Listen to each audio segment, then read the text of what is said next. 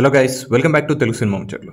ఒకప్పుడు కామెడీ సినిమాలకి care of address అయిన మన అల్లరి నరేష్ గారు కొన్ని ఫ్లాప్స్తో తన జానర్ని సీరియస్ సైడ్కి షిఫ్ట్ చేసి నాంది సినిమాతో గట్టి కంబ్యాక్ ఇచ్చారన్న విషయం మనందరికీ తెలిసిందే. మళ్ళీ ఆ తర్వాత కొన్ని సీరియస్ ఫిలిమ్స్ చేసినా అవి పెద్ద వర్కౌట్ అవ్వలేదు. ఇప్పుడు ఆయన స్ట్రెంత్ అయిన కామెడీ జానర్తో మళ్ళీ మన ముందుకు తన వింటేజ్ టైమింగ్ని చూపించడానికి ఆ ఒక్కటి అడక్కు మూవీతో ఇవాళ థియేటర్స్లోకి వచ్చేశారు. ఈ సినిమా ఎలా ఉంది అనేది ఈరోజు ఈ వీడియోలో చూసేద్దాం. ఈ సినిమాలో కథ విషయానికి వస్తే ఘన అనే వ్యక్తి వైజాగ్లో రిజిస్ట్రేషన్ ఆఫీస్లో పనిచేస్తూ ఉంటాడు. అమ్మ, తమ్ముడి వైఫ్ అండ్ వాళ్ళ పాపతో ఉంటాడు. వాళ్ళది వెల్ సెటిల్డ్ ఫ్యామిలీ అయినా కూడా ఎంతకీ పెళ్ళవదు. పెళ్లి చేసుకోవడానికి చాలా సంబంధాలు చూస్తూ ఉంటాడు కానీ ఏదీ సెట్ అవ్వదు. అందుకనే హ్యాపీ మ్యాట్రిమోనీ అనే ఆఫీస్లో తన ప్రొఫైల్ ఓపెన్ చేస్తాడు. ఆ తర్వాత ఏమైంది, హీరోయిన్ ఫరియా తన లైఫ్లోకి ఎలా వచ్చింది, ఘనాకి ఇంతవరకు ఎందుకు పెళ్ళవ్వలేదు అండ్ ఫైనల్గా పెళ్ళి అయ్యిందా లేదా అనేది మీరు సినిమా చూస్తే తెలుసుకోవాలి. ఇంకా సినిమా విషయానికి వస్తే ఫస్ట్ హాఫ్ అంతా అలా స్లోగా అక్కడక్కడ ఫన్ పార్ట్స్తో అలా వెళ్ళిపోతూ ఉంటుంది. మనకి పెద్ద నవ్వు వచ్చినట్టు కానీ సూపర్ ఎంటర్టైన్మెంట్ అనే ఫీల్ అయితే ఎక్కడా కూడా క్యారీ అవ్వలేదు.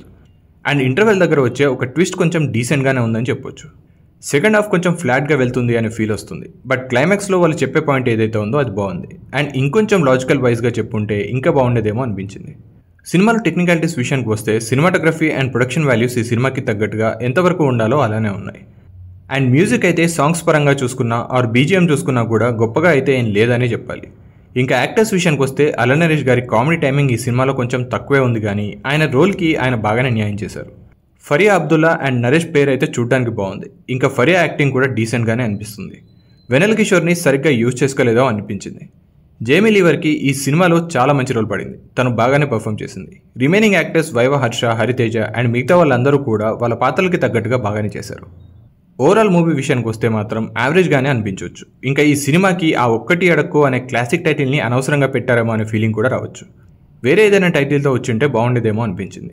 మీకు వీకెండ్లో ఏదో ఒక సినిమాకి వెళ్ళాలి, కాసేపు టైంపాస్ కోసం అనిపిస్తే ఈ సినిమాని ట్రై చేయండి. That's it guys. ఒకవేళ మీరు ఈ మూవీని చూసుంటే మీకేమనిపించిందో కామెంట్స్లో మెన్షన్ చేయండి. అండ్ ఈ వీడియో నచ్చితే ఒక లైక్ కొట్టి మా ఛానల్కి సబ్స్క్రైబ్ చేసుకోవడం మాత్రం మర్చిపోకండి. Thank you for watching this video.